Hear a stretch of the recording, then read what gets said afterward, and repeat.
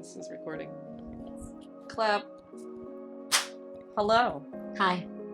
Making noise over there. The fridge. Okay, I don't know if you can hear it. But so anyway, welcome to day 6 of the Omer. Today is Yesod of Chesed. Ah. So Yesod is foundation, and where it sits on the Sefirot is at the bottom. And if, like, when you lay the Sefirot over a human body, this is the thing, like, with chakras, too. It makes me wonder which came first, probably the chakras. It's, like, in the sexual area, so, like, now you can understand this foundation. We come from something. This is our foundation. We come from the two little things that meet, or, like, one little thing and one larger thing, but... and then they make a bunch of cells. And so, Yesod, the foundation of love. For love to be eternal, it requires bonding. Like, we can't... There's the I-thou thing that happens. Like, is it possible to just love? Like, if you were on a deserted island, it was just you, I guess, talking to God or something. Like, I don't know. You're still bonding with God, in a way. Yeah, I think...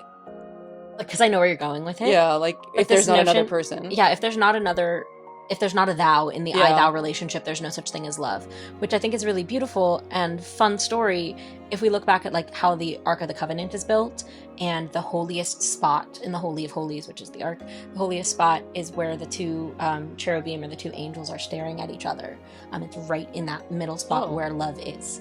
So I've never heard that before. I've heard it from That's cool. some lady somewhere who told me something. So, it might not like, be true, right but I think it's true. Right between them. But that idea, that love, that is the origin story of holiness. That's the origin story of humanity in general. Is right at that point where the I meets the thou, right, where I can meet someone else, and that union of me, you. And the reason we're using I thou versus I it, that's how Martin Buber uses it, is it's that fish love versus self-sacrificial love kind of thing. If I'm using somebody else for my own purpose, that's an I it relationship.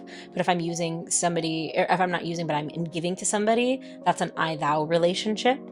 Levinas also does stuff. I'm gonna get too philosophical. I'm gonna stop. But that's good. This idea of that type of love as the origin for humanity and the human story and the holiness of humanity is huge. It's very powerful in Judaism.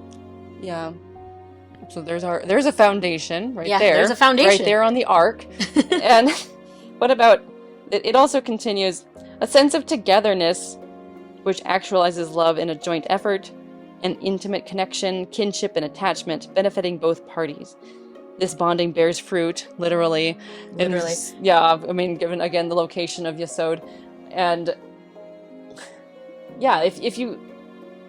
Business partners coming together, if they really click, they make something magical happen. Or, like, people that invent something, they have to...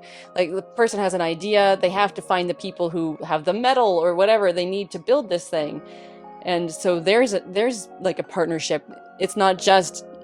two friends or two lovers coming together. It's everything. It's business, and, like, it's people coming together and seeing there is value in your knowledge, your experiences. We can work together and we will make something. And or, like, the way it works in most friends and whatever is that you find common things, but you also want to go do stuff together. And so the fruit of this is, like, lots of shared memories or fun movie nights or something. I don't know, like, maybe you actually make a video series like this one. I was gonna say, this is the fruit right here. This is the fruit, and it'll live forever. On the internet. Yeah. As long as there is internet and, I don't know, YouTube and whatever. True. So, yeah, there's not much I can think about this foundation of love. Is there anything else you can think of saying? No, I just think that idea of that unequal reciprocal relationship, this idea of, like, when I meet you, I privilege your needs and your wants above my own, and that when you meet me, you do the same thing for me. That's what love looks like.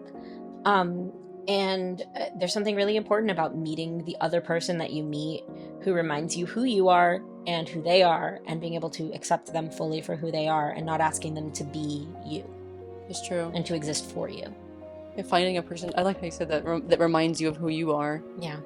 You can forget, and it's important to have friends that'll be like, you're smart and brave and like all these things when you're feeling down. And so that's a good foundation to have. And then if you are like true friends, you'll do the same for them when they are down.